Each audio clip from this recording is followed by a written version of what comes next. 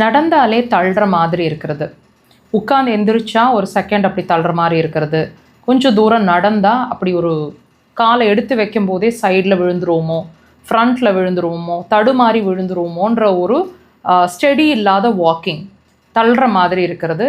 சிலருக்கு வந்து அது கிடினஸ்ன்னு கூட ஃபீல் பண்ணுவாங்க. இந்த மாதிரி நடக்கும்போது தள்ளுற மாதிரி இருந்துச்சுன்னு சொன்னால் இந்த பாயிண்ட்டை வச்சு ட்ரீட் பண்ணிக்கலாம். லொக்கேஷன் பாருங்கள், பாமோட உள்ளங்கையோட முடிவு அந்த க்ரீஸில் அந்த பாயிண்ட்டை மார்க் பண்ணியிருக்கிறாங்க. இதை எப்படி லொக்கேட் பண்ணலான்னா, உங்களோட இந்த 2 விரல்களை இப்படி ப்ளேஸ் பண்ணுங்கள். அந்த க்ரீஸ் மேலே, அதாவது அந்த ரேகை மேலே ப்ளேஸ் பண்ணுங்கள்.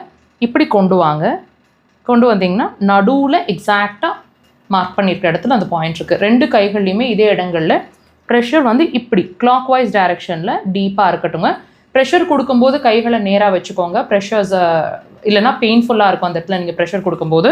உடன் இன்ஸ்ட்ருமெண்ட்ஸ் வச்சுருக்கீங்கன்னா ப்ரெஷர் மைல்டாக இருக்கட்டும், டீப்பாக இருக்க வேண்டாம். பெயின்ஃபுல்லாகும், இல்லைனா கை ஃபுல்லாக ஒரு மாதிரி குடையிற மாதிரி இருக்கும். பார்த்து ப்ரெஷர் கொடுங்க. 3லேருந்து 5 முறை ப்ரெஷர் கொடுக்கும்போது ப்ரீத் இன் ப்ரீத் அவுட் அதை கண்டிப்பாக பண்ணுங்கள் ஒவ்வொரு தடவையும்.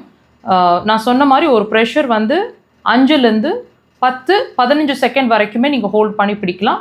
முடிஞ்சு அதை கிளாக் வைஸ் டைரெக்ஷனில் ப்ரெஷர்ஸ் கொடுங்க மைல்டாக. கண்டினியூஸாக கொடுங்க. ரிசல்ட்ஸ் வந்து ஃபஸ்ட்டு டேலேருந்தே தெரியும். ட்ரை பண்ணுங்கள்.